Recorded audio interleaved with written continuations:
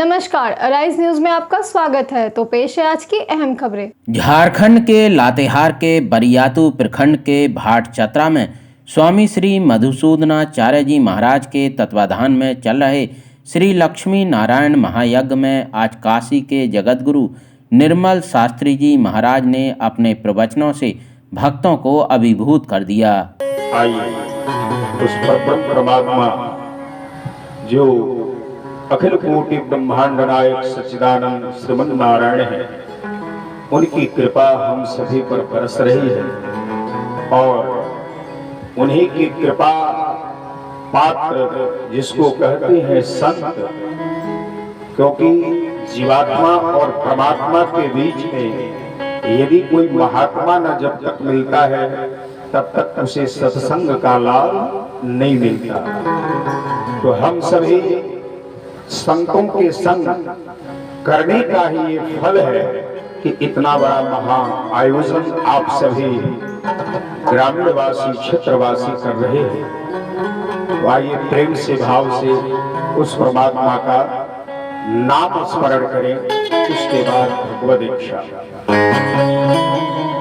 जय जय राधा रमण हरि बोल, जय जय रमण हरि बोल, जय जय राधा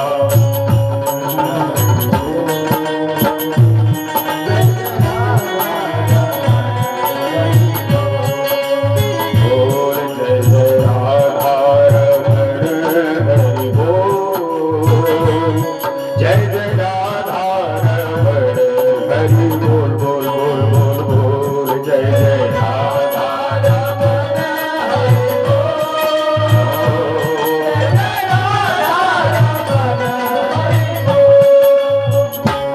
जय जय राधा रमण हरि बोल, जय जय राधा हरि बोल, जय जय राधा रमण हरि बोल, जय जय राधा।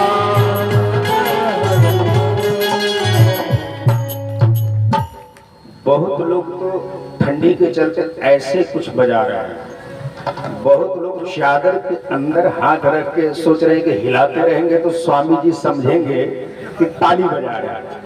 लेकिन मैं लाइट इसीलिए अपना कम करवा के आपके तरफ लाइट बढ़ा दिया हूं। भाई आज 5 महीने से हमारे सुहृद परम स्नेही अनंत श्री विभूषित स्वामी मधुसूदनाचार्य जी महाराज तपस्या करके और फल के रूप में यह आपको दे रहे हैं।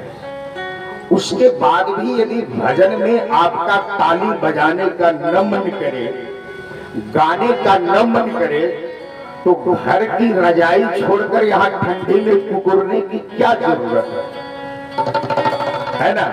सब लोग हाथ निकालो और ऊपर करते हुए जय जय राधा, जय हो। और आराम से हाथ उठा के थोड़ा सा हाथ उठाना है।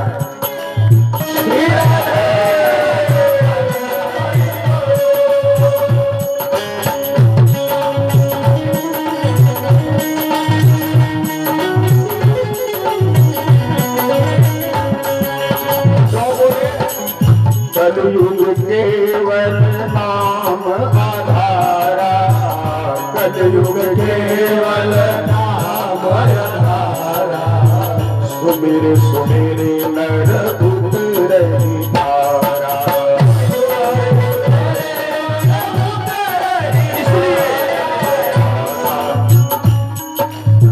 राधा मेरी स्वामिनी,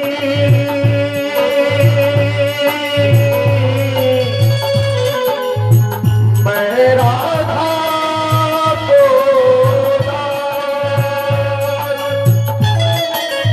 अरे जन्म जन्म मोहे दीजियो,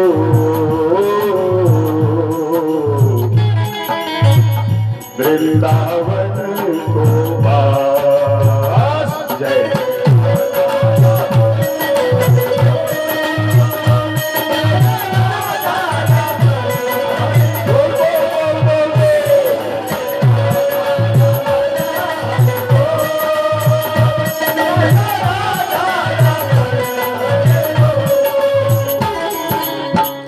ठंडी गई कि नहीं अभी? अरे ठंडी गई कि नहीं? नहीं ना, इसलिए कि आप कंजूसी कर रहे हैं ताली बजाने में। एकदम निश्चित श्योर खुलकर बजा दो, न यहाँ का ठंडी चला जाए उस पार, तो फिर जो न सो। सब लोग हाथ उठा के, कोई बाकी नहीं रहेगा। देखो चाचा विठल वाला मुरेठा बांध के, अरे हम तो पूरा मुरेठा खोल दिए, इतनी गर्मी पड़ रही है, आपको ठंडी नहीं। हाँ देखो ये बात, हाथ उठा के सब लोग का हाथ उठ गया। अच्छा एक काम करना, चोरी कैसे पकड़ी जाती है? बगल वाले से। आप अपने बगल वाले को देख लो हाथ उठाया कि नहीं उठाया तो थोड़ा कोहनी मार दो, उसको गर्मी आ जाएगी और उठा लेगा। हाथ उठा के जय जय राम।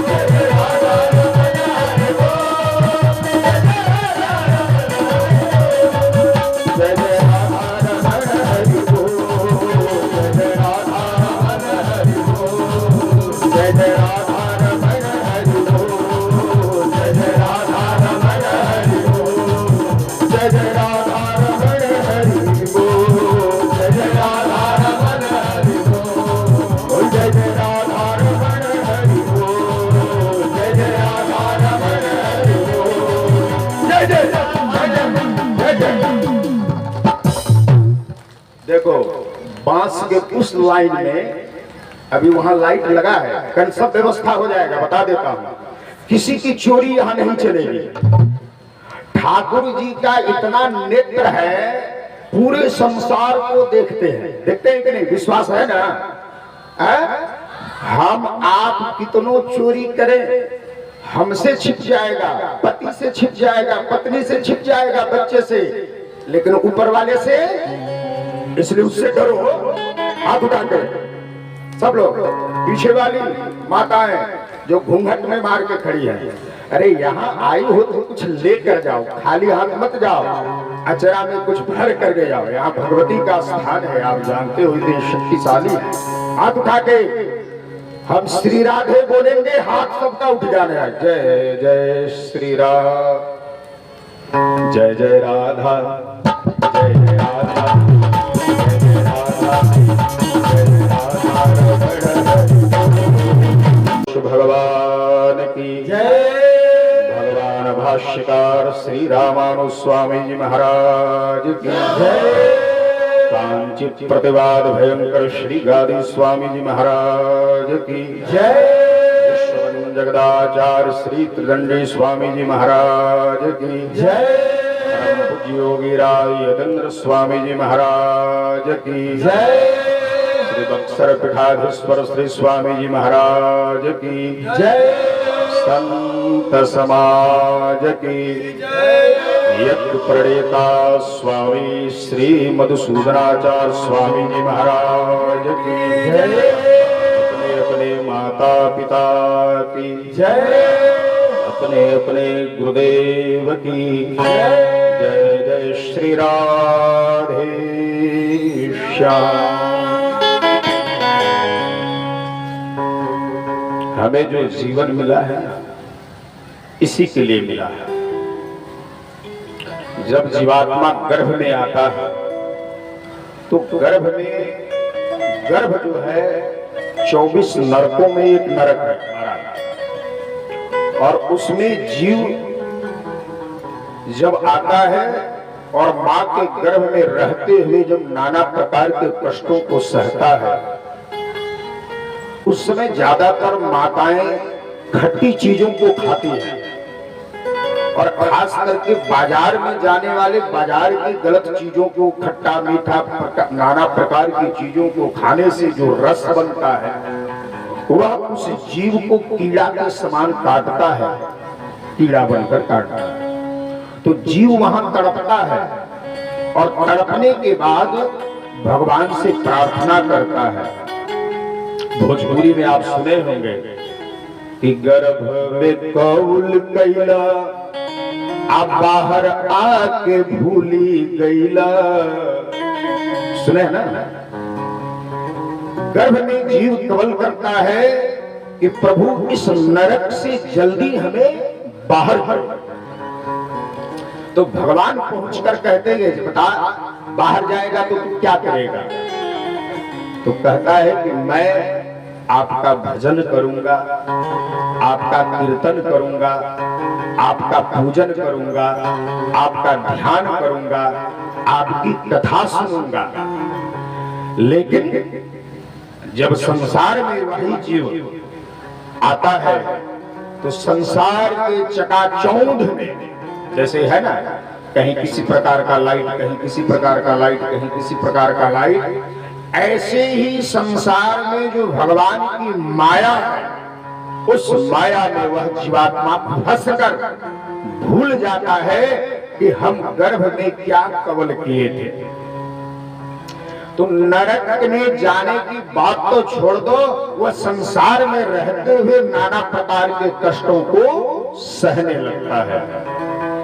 तो शास्त्र कहता है कि इसके लिए उस जीवात्मा को जीवन में सत्संग करना चाहिए। सत्संग करना चाहिए। सत्संग का मतलब संसर्ग दोष गुणाः भवन्ति। आप जैसा संग करोगे वैसा ही आपके आचरण होंगे। संत का संग करोगे तो संत के आचरण में आप चले जाओगे, और चोर का संग करोगे तो चोर बन जाओगे। चोर में चोरी का सब कला वो सिखाएगा। डॉक्टर के साथ रहने वाला कंपाउंडर भी बहुत ऐसे रोग होते हैं जिसका वो इलाज कर देता है, डॉक्टर बन जाता है। बशर्ते कि वह MBBS नहीं किया है, वह PhD नहीं किया है, डॉक्टर की डिग्री नहीं लिया, लेकिन फिर भी वह डॉक्टर कहलाने लगता है। क्यों? कि उसको पता चल जाता है कि सर दर्द है तो सेरिडोन खाना चाहिए, पॉसिन खाना चाहिए, पैरासीटामोल खाना चाहिए, क्या खाना है, उतना देकर उस रोगी को ठीक कर देते। इसका मतलब क्या हुआ? डॉक्टर है? डॉक्टर नहीं है, वो संसर्ग का साथ। तो कहा कि जो जीवात्मा, जो मनुष्य है, इस शरीर के साथ यदि संत का समागम न करे तो वह यहां पर ही नाना प्रकार के नरकों का भोग भोगता है। इसलिए कहा कि सत्संग करो।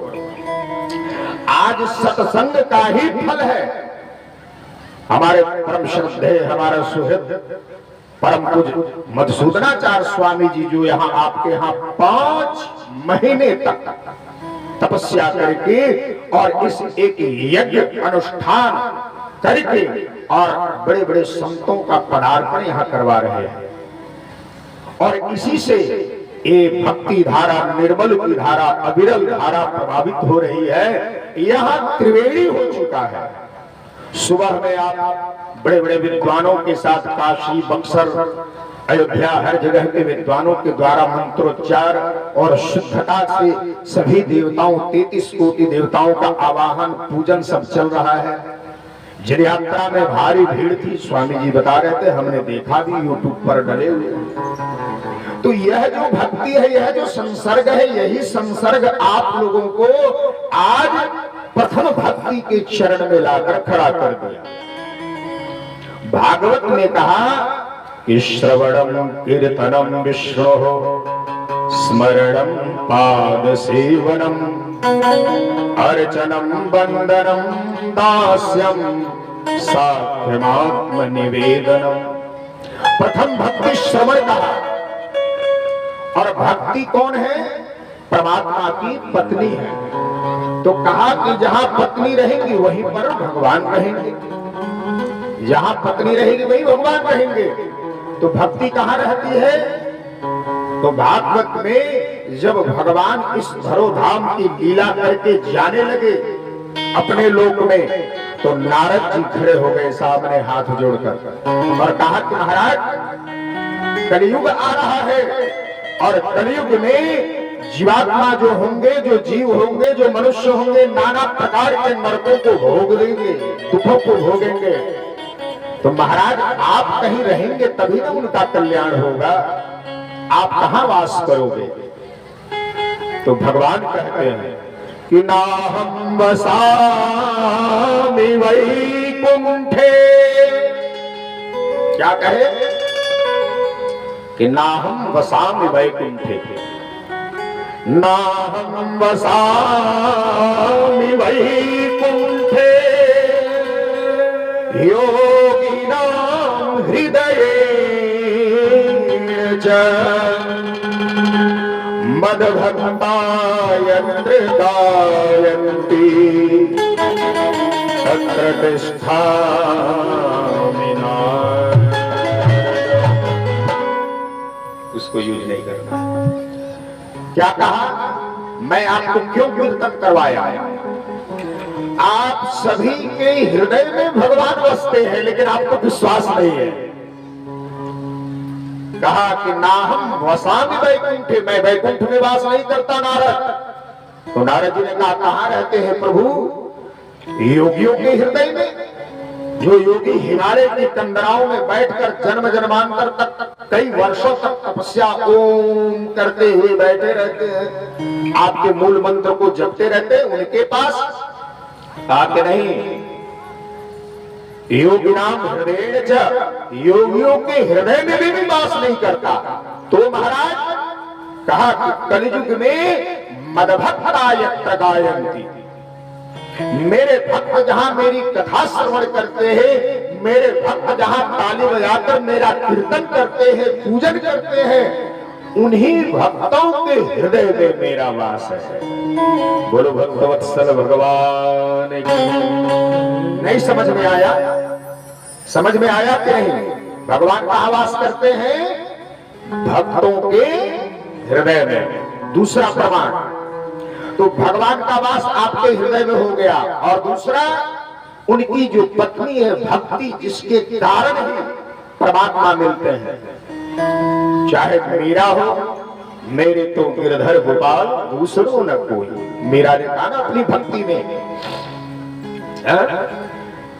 मीरा की भक्ति आप जानते हैं, मैंने लीनो गोविंद मोल माई रे, मैंने लीनो गोविंद मोल। एक दिन रात में स्वप्न आया मीरा को, भगवान ने कहा, कहती फिरती थी कि दर्द के मारे बन बन भटकूं, वैद मिला नहीं कोई। मीरा ने क्या कहा अंत में? पहले बहुत कुछ कही है, मैंने लीनो गोविंद मोल माई रे, मेरे तो गिरधर गोपाल दूसरों न कोई। लेकिन भगवान नहीं रीझे, भगवान ने दर्शन नहीं दिया, मिले नहीं। लेकिन जब यह भजन उसने गाया भगवान कृष्ण के लिए कि हेरी मैं तो प्रेम दीवानी, मेरा दर्द न जाने को। गाने का समय केवल भाव है। तो मीरा के कहने पर भगवान ने पूछा, अरे मीरा, तुम्हारा दर्द कैसा है और उस दर्द की दवा क्या है? संसार में तो सारे दर्द की दवा है, आयुर्वेद में सारे औषधियां बनी हुई है, एलोपैथ में सारी दवाइयां बनी है, होम्योपैथ में बना हुआ है, लेकिन तुम्हारा एक ऐसा दर्द है जो अभी तक गया नहीं। तो कहा मीरा ने, स्वप्न में भगवान आकर बोल रहे हैं, उसी समय कहा कि दर्द के मारे बन बन भटकूं, वैद मिला नहीं कोई। तो कहा कि कैसा कौन वैद्य चाहिए? तो मीरा ने कहा कि मीरा के तब दर्द मिटे जब, वैद्य सांवरिया हो। कहा कि संसार में कोई वैद्य, कोई डॉक्टर मेरे दर्द की दवा नहीं दे सकता। यदि देने की क्षमता है तो वह मेरे सांवरिया में है, मेरे कृष्ण में है। दूसरा कोई मेरे दर्द की दवा नहीं दे सकता। उसी समय भगवान वहां प्रकट हो गए और मीरा को अपना बना लिया। ऐसी भक्ति, इसी को भक्ति कहते हैं। पूर्ण समर्पण होना, परमात्मा में पूर्ण समर्पित हो जाना ही तो है। अब तुलसी बाबा ने तो कह दिया उसी भक्ति को, श्रवणम कहा। आप जो कर रहे हो ये पहला भक्ति आपका प्रारंभ हो चुका है। हमारे परम सुहृद परम पूज्य मधुसूदनाचार्य जी ने आपके अंदर वह चीज दे डाला है। प्रथम भक्ति आपकी शुरू हो गई, संसर्ग हुआ। संसर्ग से यहाँ यज्ञ का आयोजन का विचार हुआ। हमारे अध्यक्ष जी, उपाध्यक्ष, महामंत्री, कोषाध्यक्ष और ग्रामीण जनता मिलकर एक यज्ञ की आयोजन में उन लोगों ने सहभागिता किया और उसका फल है कि प्रथम भक्ति जिसके द्वारा परमात्मा की प्राप्ति हो सकती है वह शुरू हो गया। प्रथम भगति संतन कर संगा, प्रथम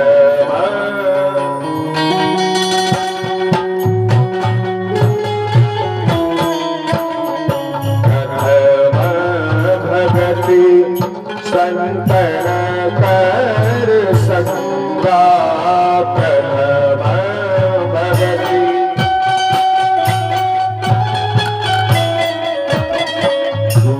सररति मम कथा प्रसंगा। हमारे व्यास जी ने जो लिखा, श्रवण का ही स्वरूप भक्ति है। संत, जब तक संत नहीं मिलेंगे तो आपको भगवान की कथा कहाँ मिलेगी। 5 महीने तक उन्होंने कथा यहाँ सुनाया होगा और उसी का फल आज है कि आपको ताली बजाने आ रहा है, आपको बैठने। बहुत लोग तो पैर आगे करके बैठे रहते हैं, बहुत लोग इधर पैर करके, बहुत लोग मुंह उधर करके बैठे रहते हैं। लेकिन देखिए आपके अंदर भक्ति कैसे जगी है। सभी लोग सावधान और शांति पूर्वक कथा सुन रहे हैं। ये प्रथम भक्ति।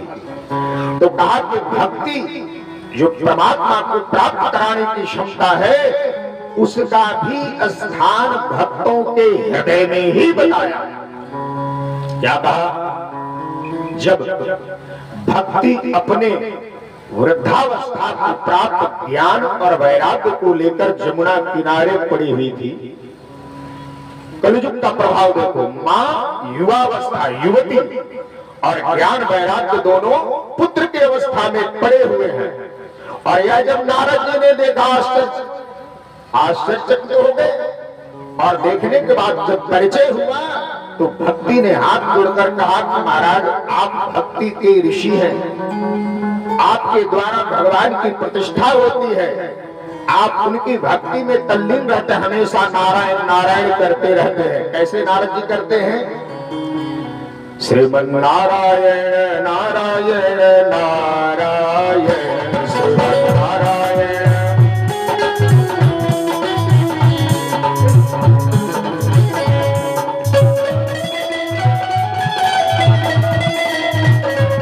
श्रीमन नारायण नारायण नारायण श्रीमन नारायण। नारद जी हमेशा अपने जीवन में क्या करते हैं? कीर्तन करते रहते हैं। तो उस समय नारद जी ने उस भक्ति की जो प्रार्थना की कि हमारा ज्ञान और वैराग्य दोनों पुत्र ये वृद्धावस्था में है, इनका कल्याण के लिए कुछ कीजिए। तो सनत कुमार जो सनत सनातन संसनकादि ऋषि हैं, भगवान के पुत्र, वो मिले और उन्होंने कहा कि भागवत, श्रीमद् भागवत महापुराण की आप कथा श्रवण कराओ जिससे यह युवा हो जाए। अब सनत कुमार आए आनंद वन, कहा हरिद्वार आनंद वन, गंगा के किनारे कथा हो रही है भागवत जी की। और ये लोग कहाँ हैं? यमुना किनारे वृंदावन। सोच लो। और भागवत का ऐसा प्रभाव पड़ा महाराज कि ज्ञान और वैराग्य जो भक्ति के पुत्र थे, दोनों जीवावस्था को प्राप्त कर और उस कथा पंडाल में पहुंच गए। कहा कि भक्ति सुतो तो तरुणो गृहीत्वा प्रेम ही करूपा सहसा विरासे श्री कृष्ण गोविंद हरे मुरारे कथेति नामानि मुहुर्वदन्ति। आप जान लो, ये जितने पंडाल में आप बैठे हो सबके अंदर भक्ति और भगवान का वास है, यही मैं जनाना चाहता हूं। भगवान नारद जी के द्वारा जो कहा, डंके की चोट पर मदभक्ता यत्र गायन्ति, एक प्रमाण यह भगवान भक्तों के हृदय में वास करते हैं। कहा? जहां भजन होता है, जहां कीर्तन होता है, जहां भगवान की कथा होती है। और दूसरा, उनकी पत्नी भक्ति भागवत जी के ऐसे प्रभाव हुए कि वह ज्ञान और वैराग्य जो सुषुप्ता अवस्था में वहां विराजमान था, वह जुआ होकर और आनंद मन में पहुंच गया, जहां भगवान की कथा चल रही है। और उस कथा का ऐसा प्रभाव पड़ा कि भक्ति वहां नाचने लगी महाराज, पहुंची ही नहीं, अपने ज्ञान वैराग्य दोनों को लेकर नाचने लगी। और क्या गाने लगी? श्री कृष्ण गोविंद हरे मुरारे